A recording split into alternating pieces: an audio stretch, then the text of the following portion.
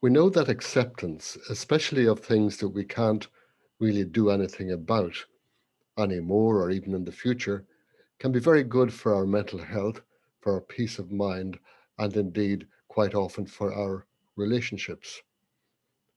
But what does it consist of, or what steps can you go through to get to it? Well, I think that quite often the first step in acceptance is just acknowledging that something happened, and that's a pretty easy one to get to.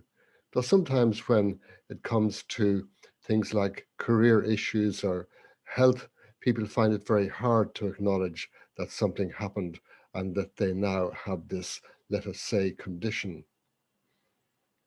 But that first acknowledgement really is often accompanied by complaining, by lamenting, by fighting with it in your head. If somebody insulted you at the supermarket yesterday, you might have many fights with them in your head uh, for the subsequent hours, maybe even days.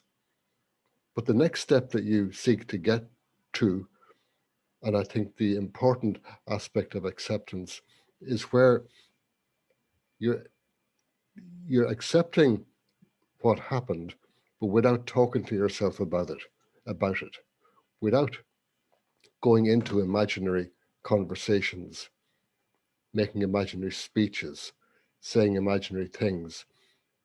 It happened and it's there, and then you move on without getting involved with it in terms of talking to yourself.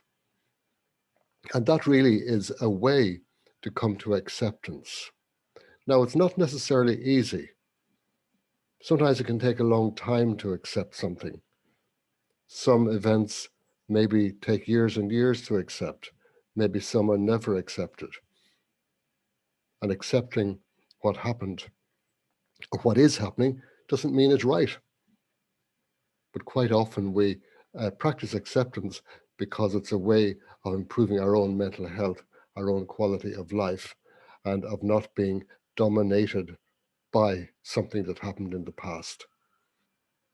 So I think that a way to come to acceptance is to try to get to the point where you can feel the feeling that goes with the memory of whatever it was. And quite often our emotions are physical. You have a feeling in your tummy or maybe around your heart. Feeling that feeling, but without getting involved in talking to yourself about it and going over and over it in your mind. And then gradually you let that feeling pass while you get on with whatever you need to get on with. That's one way of approaching acceptance. And I think it's worth practicing because acceptance can bring us a degree of peace that we may otherwise lose.